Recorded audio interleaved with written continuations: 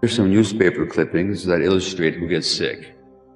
And again, I found that whoever developed illness, whether it's cancer or multiple sclerosis or any of these illnesses, it wasn't accidental. Certain people were disease prone. And in 7 years of palliative care work, looking after terminally ill people dying of cancer, I saw the same thing over and over again. So what were the characteristics of these people? How did they stress themselves without knowing it? So these are newspaper clippings from the Globe and Mail. And this is a story written by a woman who was diagnosed with breast cancer. Her name is Donna. Her doctor's name is Harold, and she's married to a guy called Hai. And Hai's first wife died of breast cancer, and now Donna, the second wife, is diagnosed with the same condition. And so she goes to the doctor, and she writes in this article, Harold tells me that the lump is small, and most assuredly not in my lymph nodes, unlike that of Hai's first wife, whose cancer had spread everywhere by the time they found it. You're not going to die, he reassures me, but I'm worried about Hai. I wanted the strength to support him, I say. What do you notice about that? Some of you that weren't there last night, what do you notice about that statement? Yeah, her immediate thought is on her husband. So her automatic compulsive thought is not, my God, I'm diagnosed with cancer. How will I cope with it? What kind of support do I need? But the automatic thought is, how will I support my husband? The poor guy has already lost his first wife to breast cancer, and I'm diagnosed with it. How will I support him? All the time that I'm receiving chemotherapy and radiation or surgery, how will I support my husband emotionally? So this automatic and compulsive concern for the needs of others while ignoring your own is a major risk factor for illness and stress and burnout, for reasons that I will tell you. These are stories of people who've died. And what you will notice in those obituaries is that the things that are considered to be so wonderful about these people are also the things that killed them. So I want you to consider that one. If you were diagnosed, or if a friend of yours was diagnosed with cancer, is that what you would say? Is that the thing to do is to go back to work and to keep working every day? And all the time that I'm receiving treatment, or you're receiving treatment, chemotherapy, radiation, surgery, whatever is needed, you might be sick and all that, just keep working. And keep working till you die. So this compulsion to identify with the work that you do, with the duties that you have, with the responsibilities that you've taken on, rather than the needs of the self, rather than your own needs. That's a big risk factor for illness. It's a big risk factor for burnout, for self-imposed trauma. So this inability to express your feelings, the so-called negative feelings, is a major risk factor for illness. So as I mentioned last night, there was a study in the States a few years ago that looked at 1,700 women, and over a 10-year period, and women over a 10-year period who were unhappily married and didn't express their emotions were 4 times as likely to die as those women who were unhappily married and did express their emotions. The difference wasn't whether they were happy or not. The difference was, did they actually talk about how they felt? Did they express their anger or their hurt? And the ones who didn't were 4 times as likely to die. So the suppression of how you feel is a major risk factor for illness. Here's a woman who died of cancer at age 55. This is in Calgary. She worked for the Calgary Symphony Orchestra. She was a mother of 3. A master at multitasking, she juggled several hockey practices. Now I want you to look at your life, okay? A master at multitasking, she juggled several hockey practices, school board, orchestra, and other extracurricular activities. June 2005 brought terrible news to this mother of 3, by now president of the Parents' Council at Western Canada College. Emergency surgery revealed metastatic cancer. She refused the cloak of illness. She did not give up any of her roles. Now get that one. She did not give up any of her roles. It's all about roles. She even continued her 5 a.m. bicycle trips around the nearby reservoir.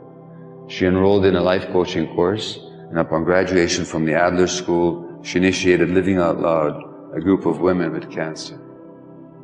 All the time that she was having terminal illness. She did not stop for a second. So again, this compulsion to keep working and working and working, even in her spare time, was a major killer. So this business of living out to expectations and never disappointing anybody is a killer. In palliative care, I once was looking after a guy who was the president of a shark cartilage company. You may have heard about shark cartilage. It used to be marketed, maybe still is, as a prevention for cancer. So this guy sold shark cartilage. And then he gets diagnosed with cancer, terminal cancer, and he was still eating the shark cartilage. Now, if you've ever been near this stuff, it smells awful. The stench, you could sense it as soon as you walked in the hall. So I asked him, what does that stuff taste like? He said, it's horrible, I hate it. I said, why do you eat it? He said, well, this is a week before he died. He said, well, I no longer believe that it's going to stop my cancer, but my business partner would be so disappointed if I did it. My contention is very simple. What characterizes all these people is they don't know how to say no to all these responsibilities that they've taken on. They don't know how to say no.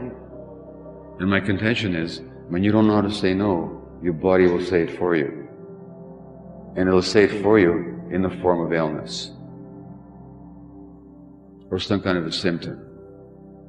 But what happens is that when you go to the doctor with a rash, or an asthmatic cough, or an inflammation, they're going to give you the stress hormone cortisol to treat it. But nobody's going to ask you about the stresses that you have in your life. That conversation doesn't come up. So if you have an inflammation of your joints, rheumatoid arthritis, you go to the doctor and they'll give you anti-inflammatories, but they're not going to ask you, what is your body saying no to? And you're not going to ask yourself either, because you don't think of it. And yet that's the most important question. What am I not saying no to? Let me give you an example in terms of rheumatoid arthritis. In rheumatoid arthritis, what happens is that it's called a so-called autoimmune disease. Autoimmune means self. So in the autoimmune diseases, the immune system, which is designed to protect you, actually turns against you. So in autoimmune illness, the immune system, which is meant to be your self-preservation mechanism, becomes your enemy. So the immune system attacks you so that you make antibodies against yourself. Antibodies are cells that protect you and attack bacteria and attack toxins so that you're safe. But in this case, they attack you. So in rheumatoid arthritis, there's something called rheumatoid factor, which is an antibody that attacks the joints. It's like as if the Canadian Army invaded Canada. It'd be like that. The army that's meant to protect you actually turns against you. Let me read you a quote here by a spiritual teacher.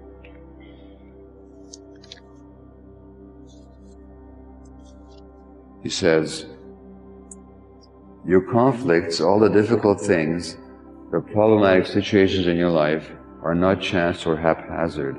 They're actually yours. They're specifically yours, designed specifically for you by a part of you that loves you more than anything else. The part of you that loves you more than anything else has created roadblocks to lead you to yourself. You're not going to get the right direction unless there's something pricking you in the side telling you, look here, this way. The part of you that loves you so much that doesn't want you to lose the chance, it will go to extreme measures to wake you up. It will make you suffer greatly if you don't listen. What else can it do? That's its purpose. I don't know, have you had that experience, any of you? When you've had people tell you that some terrible thing is the best thing that ever happened to them? Put your hand up if you had that. Some of you have, quite a few of you have. So what are people talking about? What people are talking about is that whatever terrible thing happened, brought them closer to themselves. It woke them up to reality.